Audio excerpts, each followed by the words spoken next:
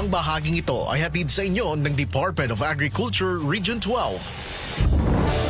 Nagbigay ng tulong sa mga magsasaka sa Pikit, Cotabato na biktima ng Bagyong Christine noon ang DA12.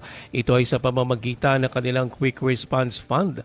Kabilang sa mga natanggap na mga magsasaka ang tig-4 na sako ng inbred rice seeds, urea fertilizer at complete fertilizer.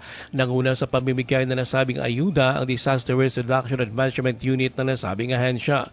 Katuwang din ito ang Office of the Municipal Agriculturist ng Pikit.